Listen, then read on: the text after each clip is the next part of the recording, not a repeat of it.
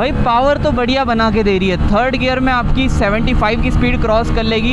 And भाई vibrations तो feel हो रहे हैं। अगर आप इस इंजन को फुल ड्राइव करके रखोगे ना, फुट पैक्स पे वाइब्रेशन फील होने वाले हैं। प्लेटिना से एक खास बात है कि इसमें आपको 18 इंच के टायर मिलते हैं। प्लेटिना 100 में आपको 17 इंच के मिलने वाले हैं। अब HF डिलक्स इतने सालों से वैसे ही बिक रही है, बट कंपनी ने सोचा भाई जिन्हें HF डिलक्स पसंद है और उनका बजट भी है, तो उनको 5-7 हज़ार रुपये देकर अच्छे फीचर्स दिए जाए, like digital cluster, LED light. तो उनके लिए बेसिकली ये मॉडल निकाला है। क्या बात है यार भाई, कुछ जर्क्स वगैरह फील ही नहीं हो रहे। ये चेक करो आप, बड़े बड़े पॉथहोल्स पे से भी इजीली चला सकते हो आप। स्प्लेंडर का जो फैन बेस है ना, प्लस 100 सीसी की जो बैकबोन है ना हीरो की, वो स्प्लेंडर है। इसलिए भाई वो गाड़ी नाम से बिकती है और उसका फैन बेस ही अलग लेवल पे। लॉर्ड स्प्लेंडर इसलिए उसको बुलाते हैं। पैशन अपनी जगह, HF डिलक्स अपनी जगह है, स्प्लेंडर का एक अलग ही मार्केट है। सो गाइस चलते हैं all new HF deluxe pro variant को राइड करने के लिए। कीज भाई एकदम पतली सी हल्की सी कीज मिलती है, बेसिक सी ये रहने वाली है, हीरो की ब्रांडिंग के साथ यहाँ पर आती है। अब 4 कलर आपको इसमें मिलते हैं। उसमें जो बेस कलर है ना, मतलब सारी गाड़ियों का कलर आपका रहने वाला है पूरा ब्लैक ही, और उसके ऊपर जो स्ट्रिप्स है ना, ये अलग अलग कलर की आती है। लाइक ये ग्रे कलर की स्ट्रिप्स है, आपको इसी में blue, yellow and red colour मिल जाते हैं। HF डिलक्स प्रो वेरिएंट की बैजिंग मिलती है। और इसमें सबसे बड़ा डिफरेंस ही ये है कि अगर आप नॉर्मल HF डिलक्स से कंपेयर करोगे, यहाँ पर आपको LED DRLs भी मिल जाते हैं। और अगर मैं बाइक को स्टार्ट करके दिखाऊं तो LED हेडलैम्प्स आपको यहाँ पर मिलने वाले हैं। एक बड़ा डिफरेंस ये हो जाता है। और दूसरा सबसे बड़ा डिफरेंस बन जाता है इसके क्लस्टर का। फुल्ली डिजिटल क्लस्टर आपको इसमें मिल जाता है। प्रॉपर चलाकर देखेंगे, सारी बातें करने वाले हैं। तो भाई बहुत सारे लोग इसे रूरल एरियाज के लिए, गाँव वाले इलाकों के लिए लेते हैं। तो पहले तो ऑफ रोडिंग पे ही चलाकर देखते हैं सस्पेंशन वगैरह कैसे है। क्या बात है यार भाई, कुछ जर्क्स वगैरह फील ही नहीं हो रहे। ये चेक करो आप, बड़े बड़े पॉथहोल्स पे से भी इजीली चला सकते हो आप। ये चेक करो, कहीं भी पॉथहोल्स वगैरह फील नहीं हो रहे हैं। और अगर मैं आपको यू टर्न भी लेकर दिखाऊं, कम जगह में इजीली टर्न हो जाती है। मतलब देखो भाई, कच्ची सड़कों के लिए आपके लिए बनाऊं तो बेस्ट चॉइस रहने वाली है। और यहाँ पर 165 mm का ग्राउंड क्लियरेंस मिल जाता है। टकराने जैसा भी भाई कोई भी इशू नहीं आने वाला है। सबसे पहले चलते हैं मेन रोड पे, बाइक को लॉन्च करते हैं। और मैंने इसकी मीटर चेन भी ओपन रखी थी, तो उसको भी मैं कनेक्ट कर लेता हूँ, जिससे आपको इसका जो स्पीडोमीटर है वो भी इजीली विजिबल रहेगा। इसकी मीटर चेन भी हमने लगा ली है। बाइक को लॉन्च करते हैं, let's go. First gear 32, second gear 58। भाई पावर तो बढ़िया बना के दे रही है। थर्ड गियर में आपकी 75 की स्पीड क्रॉस कर लेगी।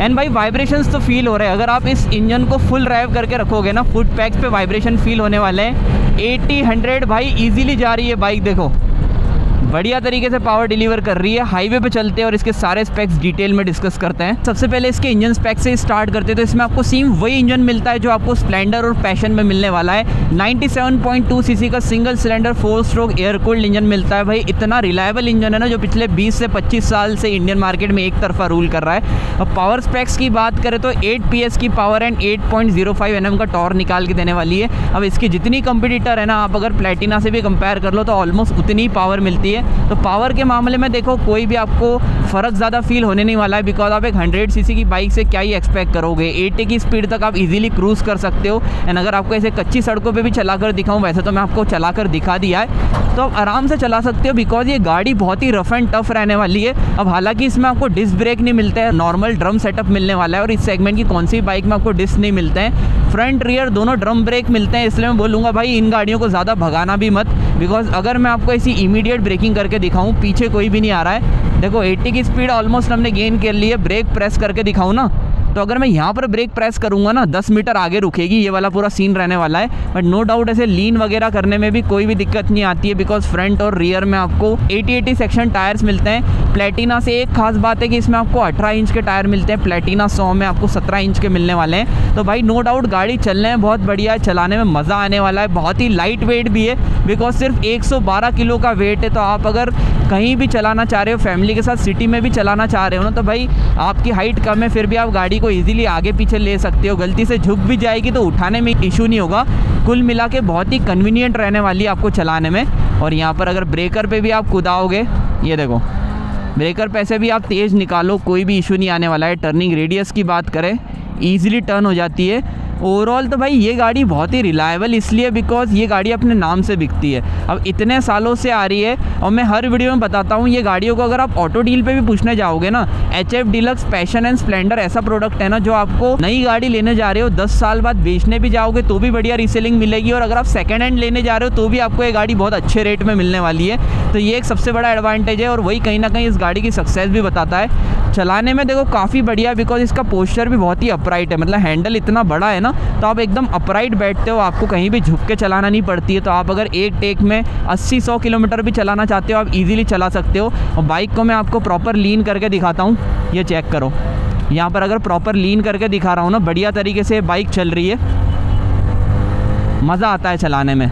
9.5 लीटर का पेट्रोल टैंक आपको मिल जाता है। अब कंपनी 70 का माइलेज क्लेम कर रही है बट 60 से 65 किलोमीटर पर लीटर का माइलेज ये गाड़ी आपको आराम से निकाल के देने वाली है। तो माइलेज से रिलेटेड तो आपको कोई टेंशन लेने की ज़रूरत नहीं है। साथ ही में 165 mm का ग्राउंड क्लियरेंस मिल जाता है। अब इस टाइप के जो पॉथहोल्स आ रहे हैं ना भाई रोड पे, वो तो फील होने वाले हैं बिकॉज इस सेगमेंट की कौन सी बाइक में आपको USD फोक्स जैसे सस्पेंशन मिलते नहीं है। फ्रंट में टेलीस्कोपिक है, रियर में ट्विन शॉक एब्जॉर्वर्स है, बेसिक सस्पेंशन मिलने वाले। और ये गाड़ी भी उन लोगों के लिए जिनको पॉइंट ए से पॉइंट भी जाना है, अपना काम करना है। अब HF डीलक्स इतने सालों से वैसे ही बिक रही है बट कंपनी ने सोचा भाई जिन्हें HF डीलक्स पसंद है और उनका बजट भी है तो उनको 5-7 हज़ार रुपये देकर अच्छे फीचर्स दिए जाए, like digital cluster, LED light, तो उनके लिए बेसिकली ये मॉडल निकाला है। और मैं आपका सबसे बड़ा ये भी डाउट क्लियर कर देता हूँ कि भाई यार HF डीलक्स और स्प्लेंडर में क्या डिफरेंस है। तो भाई देखो, अगर आप स्प्लेंडर लेने जा रहे हो ना 10 से 15 हज़ार रुपये इससे महंगी है, और वो इसलिए महंगी है बिकॉज कंपनी ब्रांड वैल्यू के पैसे ले रही है। इंजन वही है, फिट एंड फिनिश वही है, चेसी वही है, तो भाई इतने ज़्यादा पैसे किस चीज़ के हैं? पैसे इसलिए हैं बिकॉज भाई उसमें आपको ब्रांड वैल्यू मिलती है। स्प्लेंडर का जो फैन बेस है ना,